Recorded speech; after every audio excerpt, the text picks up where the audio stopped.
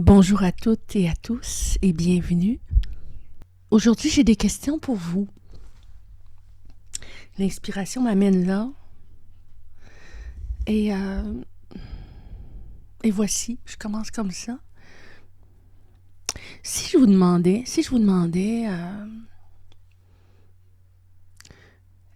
êtes-vous satisfait de vos vies? Êtes-vous satisfait de votre vie? Jusqu'à maintenant, euh, est-ce que vous avez l'impression d'avoir vécu la vie que vous aviez envie de vivre? Et même sans faire de rétrospective à partir de, par exemple, de votre enfance ou de votre jeunesse, euh, si je vous demandais, euh, en ce moment, ce que vous vivez, est-ce que vous en êtes satisfaite et satisfait? Est-ce que vous êtes content? Avez-vous l'impression d'être là où vous auriez eu envie d'être? Où vous aviez envie d'être? Est-ce que vos journées sont joyeuses? Est-ce que vos jours sont remplis de ce dont vous avez envie?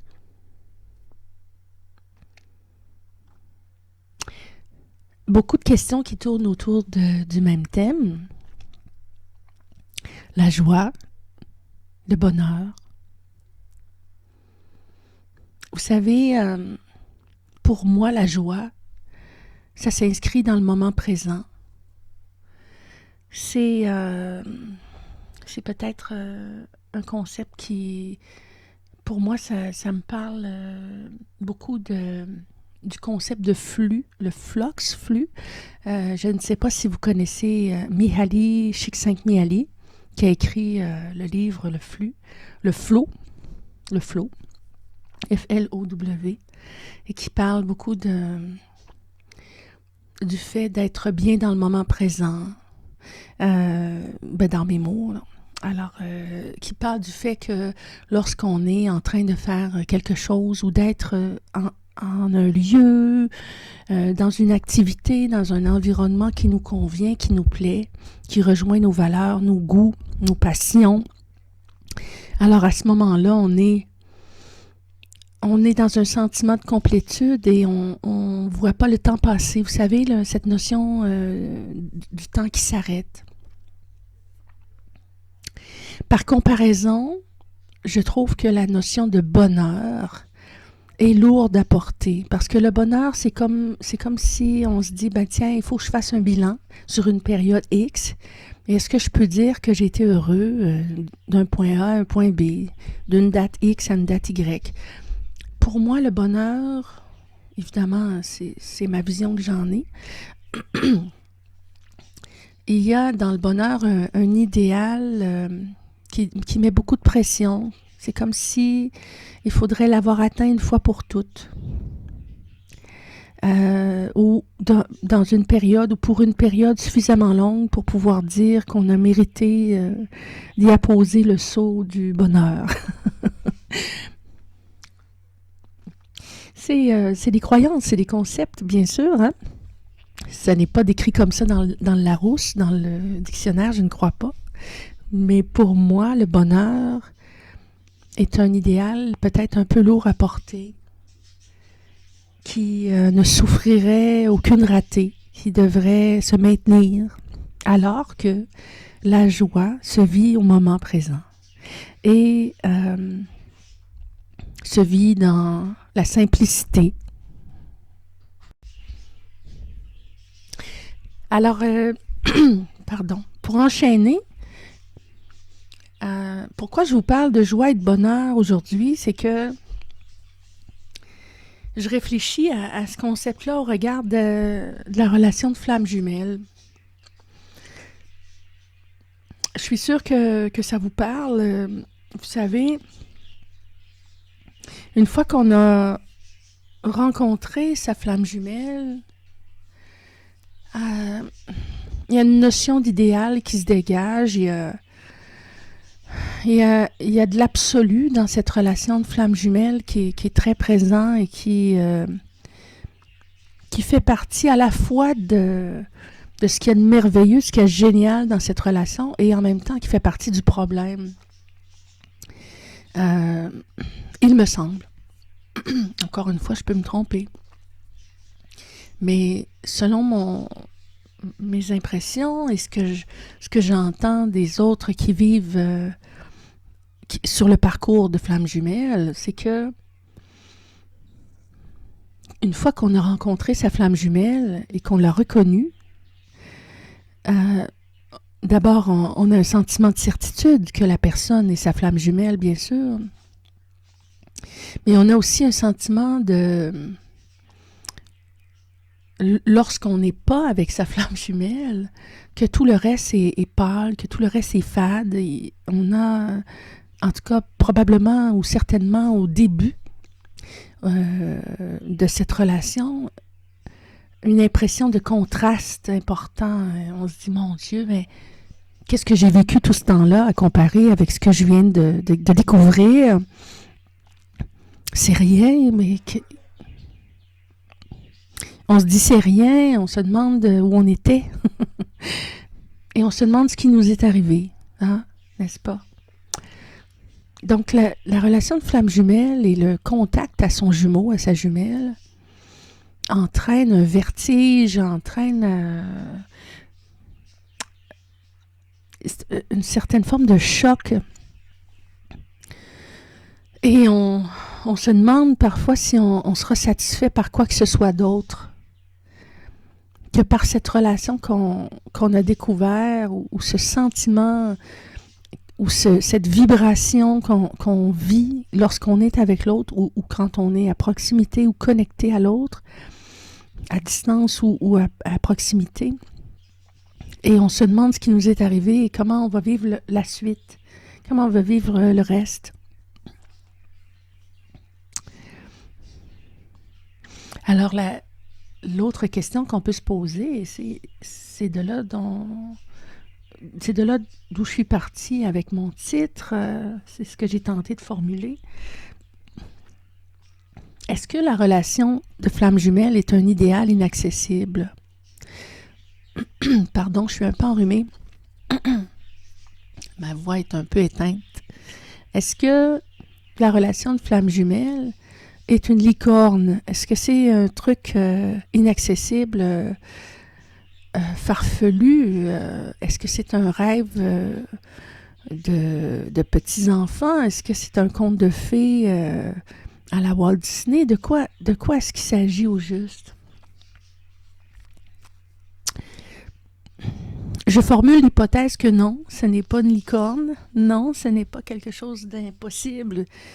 Ce n'est même pas inaccessible.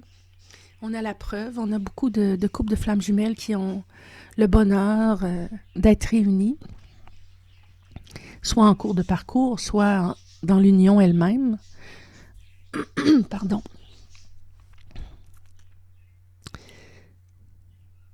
Et je postule, je dirais même que j'ai l'impression que la relation de flamme jumelle, d'une certaine façon, devient un étalon de mesure, une cible ou un moyen je dirais pas nécessairement de comparer, mais de regarder, d'examiner sa vie en fonction aussi justement de cette relation de flamme jumelle qui s'est présentée à nous dans notre parcours de vie et qui arrive avec des messages.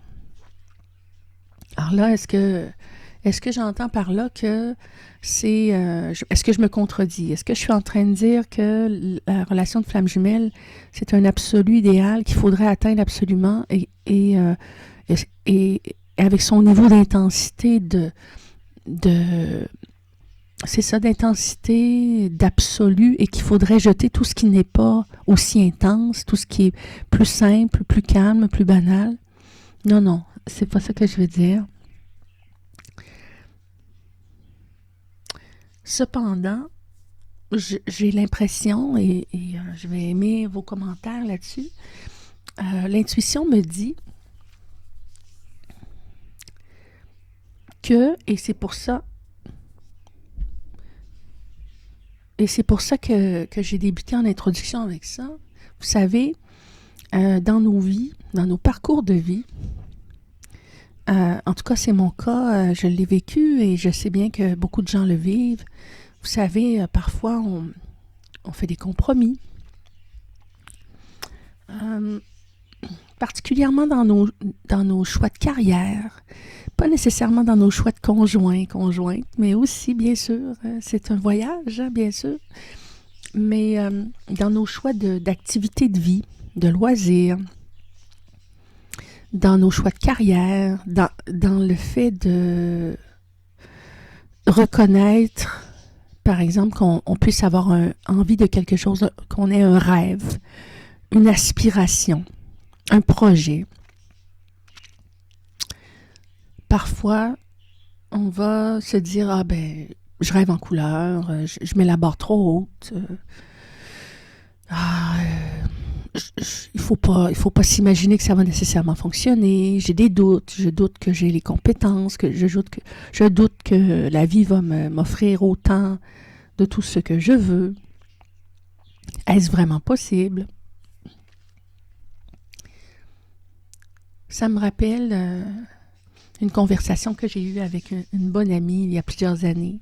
Et cette bonne amie qui était hautement compétente dans son domaine, aspirait maintenant à trouver un autre emploi qui corresponde mieux à ses aspirations, à ses désirs et qui amène bien sûr des possibilités de croissance, de promotion, d'amélioration en termes de revenus.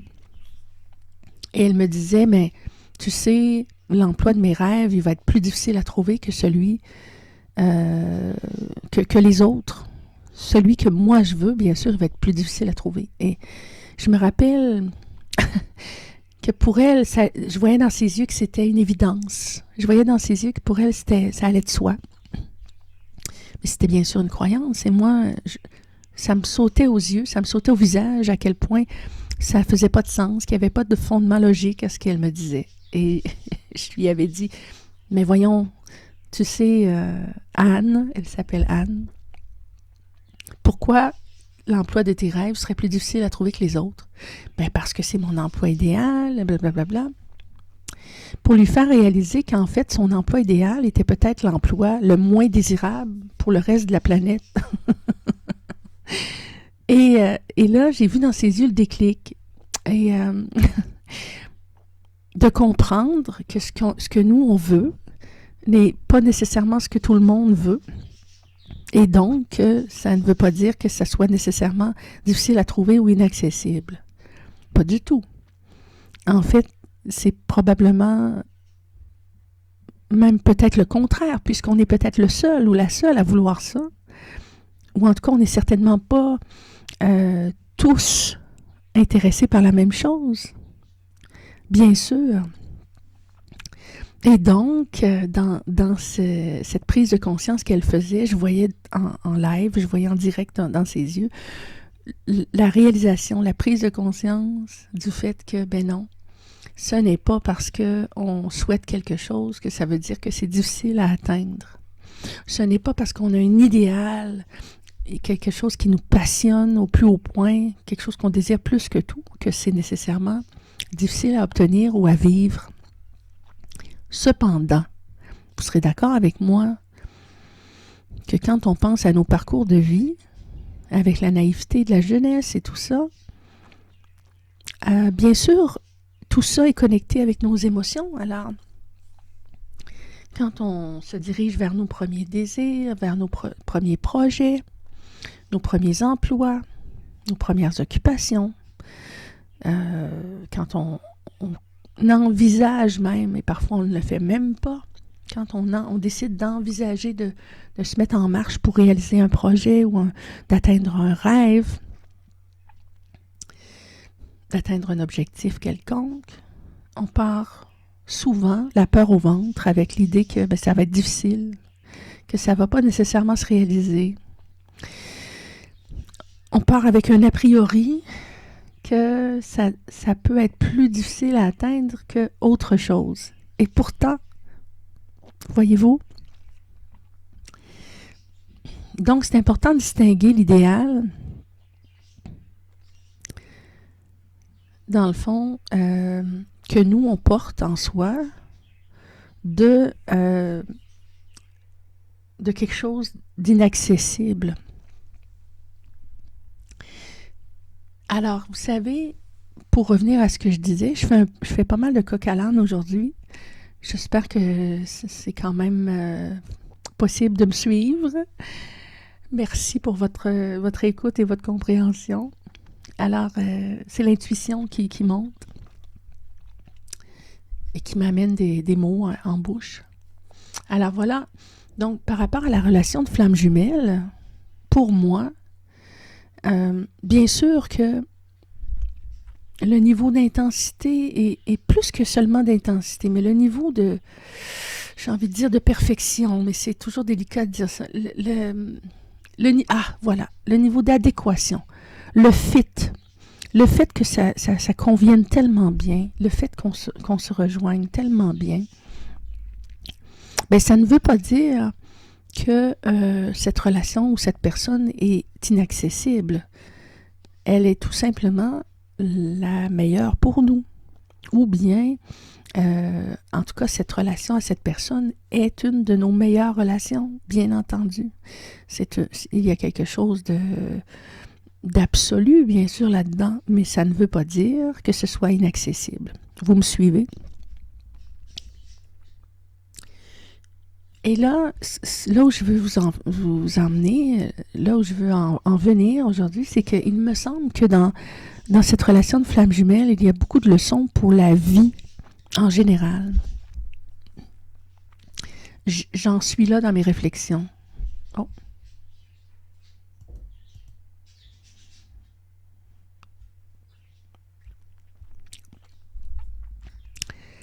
Il y a beaucoup de liens à faire et de réflexions à faire pour la vie en général, pour les choix, pour le fait d'avoir confiance, d'avoir la foi dans le fait qu'on puisse atteindre ses aspirations.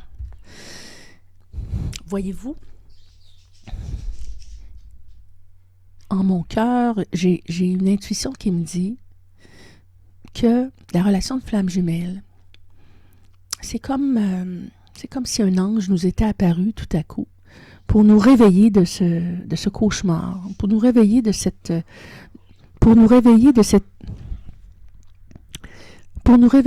illusion où on pense que la vie ne peut pas être parfaite pour nous. Alors je vois, moi, dans cette relation de flamme jumelle, un message qui nous dit que notre vie qui nous convient le mieux à nous, nos relations qui nous conviennent les mieux à nous, sont possibles. Vous comprenez? Et quand je pense au contact de ma flamme jumelle,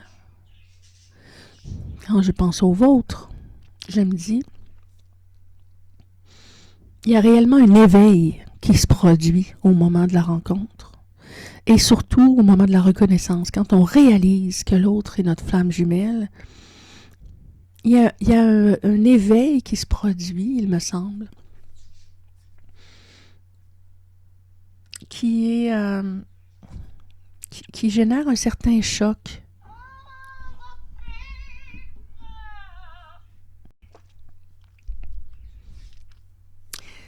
Et cet éveil, ce choc, c'est le choc de comprendre que la vie peut être idéale, que la vie peut vraiment nous convenir et nous coller comme un gant, que c'est possible d'être vraiment heureux.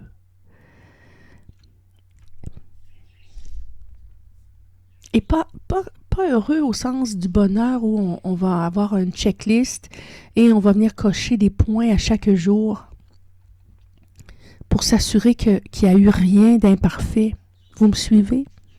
Je pense à certains couples flammes jumelles qui sont maintenant réunis, qui témoignent, par exemple, sur les médias sociaux, et qui racontent qu'ils ont des ratés, qui racontent qu'ils ont des arguments, qui se bagarrent encore, qu'ils ont des défis de couple et tout ça.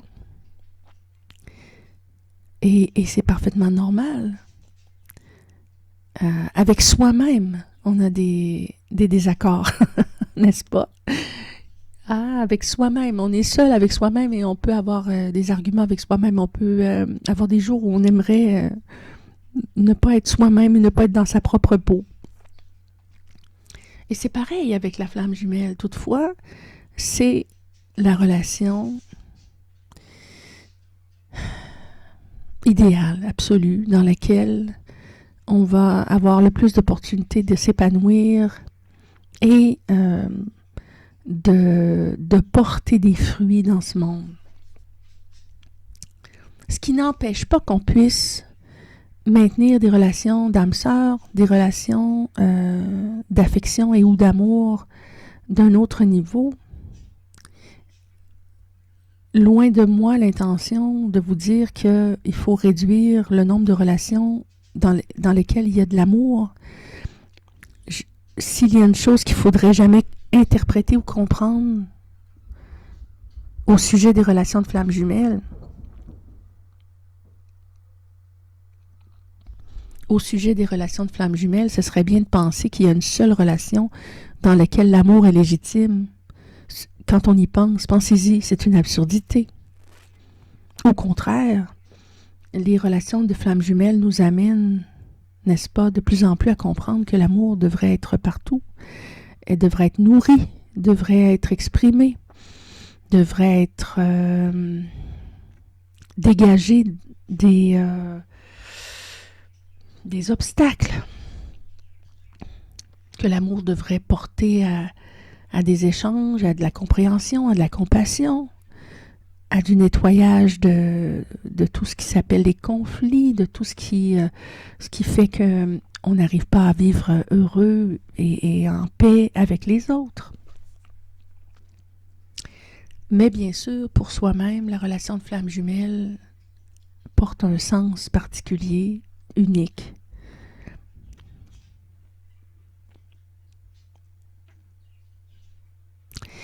Alors écoutez, ce sera peut-être une courte vidéo encore une fois. Je voulais échanger avec vous là-dessus. Je serais curieuse d'avoir vos commentaires. Voyez-vous, pour moi,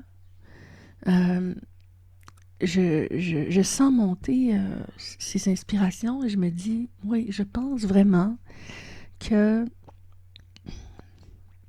la relation de flamme jumelle devient une certaine forme d'étalon, de mesure, de comparaison, non pas pour réduire tout le reste de sa vie à des banalités, mais plutôt pour élever ses aspirations et reprendre confiance dans le fait que notre vie et ses composantes, nos activités, nos loisirs, le choix professionnel, les loisirs qu'on a, quoi que ce soit, les vêtements qu'on porte, le décor dans lequel on vit, le lieu qu'on choisit pour vivre, rien n'est hors de notre portée. Voyez-vous?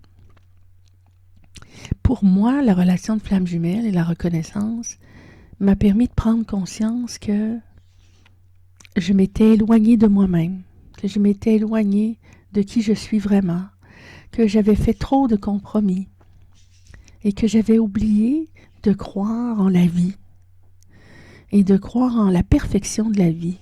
Non pas une perfection dans ses rouages comme un robot figé, mais une perfection dans le fait d'être dans une adéquation à ce qui me convient moi. Et bien sûr, le fait de reconnaître mon jumeau me renvoie à ce moi et à cette essence, je voudrais plutôt dire. C'est moins une question d'ego que d'essence, à mon âme. Et je pense effectivement que cette reconnaissance, ce parcours de flamme jumelle, nous renvoie à cette réalité de notre essence beaucoup.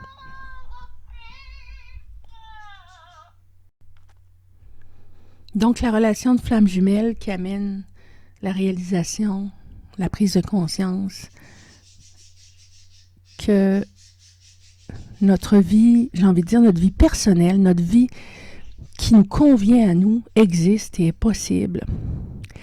Et ben, la suite des choses, on pourra en reparler peut-être dans une autre vidéo, sans doute.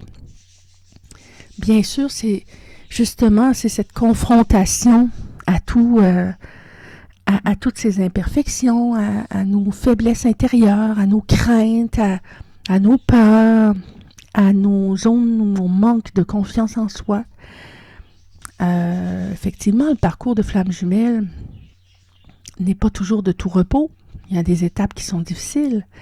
La nuit noire de l'âme qui nous amène à aller dans les bas-fonds de nos zones plus fragiles, blessées.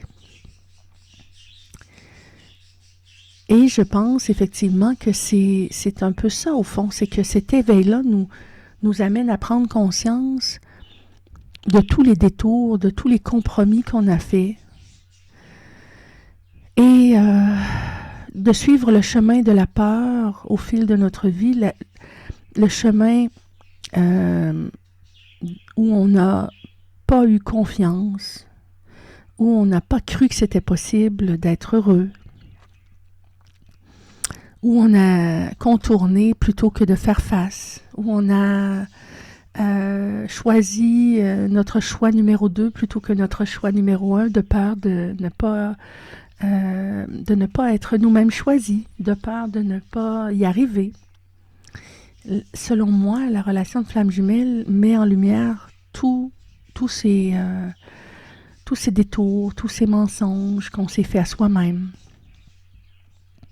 Et nous ramène, et nous réveille, et nous éveille à cette réalité que, en fait, la vie qui nous est, à nous, idéale, existe. Et c'est pourquoi aussi, justement, je l'ai déjà dit dans une autre courte vidéo, et je l'ai déjà dit dans une autre vidéo, c'est que cette relation de flamme jumelle... Ah, j'ai oublié ce que je voulais dire. Ah oui, c'est que cette relation de flamme jumelle a des retombées positives pour tout le reste de notre vie. Alors même quand, par exemple, vous seriez déjà dans une autre relation, marié ou en couple avec quelqu'un d'autre, ou engagé dans d'autres activités qui ne correspondent pas nécessairement à votre parcours de flamme jumelle, peu importe, les retombées positives de votre relation et de votre parcours de flamme jumelle sont innombrables, sont nombreuses sur le reste de votre vie. Bien sûr, c'est progressif et c'est pourquoi le parcours s'inscrit dans le temps.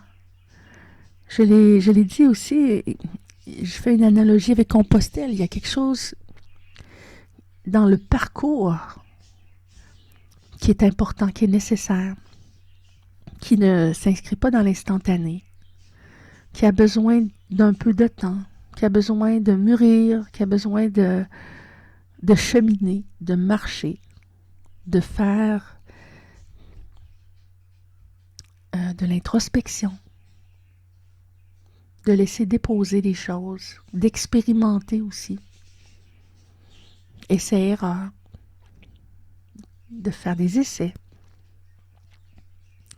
La vie est faite de toute façon de cette façon-là, n'est-ce pas? La vie, on peut dire que le temps est relatif, sans aucun doute. La science nous le dira, nous le dit déjà, mais nous le dira encore plus clairement au fil des années, fort probablement, mais on l'expérimente dans notre conscience dans le temps. Et ce temps nous permet de cheminer, de graduellement prendre conscience à la mesure de nos capacités. Mais vraiment, je crois que la relation de flamme jumelle est un accélérateur, un éveilleur de conscience et qui nous amène à réaliser effectivement que notre vie idéale est possible. Notre vie à nous, notre vie idéale à nous est possible. Et ça change tout pour chaque individu, n'est-ce pas? C'est vraiment comme de découvrir que les anges existent et que la magie de Walt Disney World existe et que tous ces rêves qu'on avait eus étaient réels en fait. Et bien sûr, parce que ces rêves-là sont les nôtres et pas ceux de quelqu'un d'autre. Et c'est ça qu'il y a de parfait là-dedans. Et ça devient un levier qui nous amène aussi le courage graduellement de faire des meilleurs choix dans l'amour et dans le respect. Et de reprendre les rênes et le fil de notre vie, inspirés par cet éveil que la relation de flamme jumelle nous aura permis.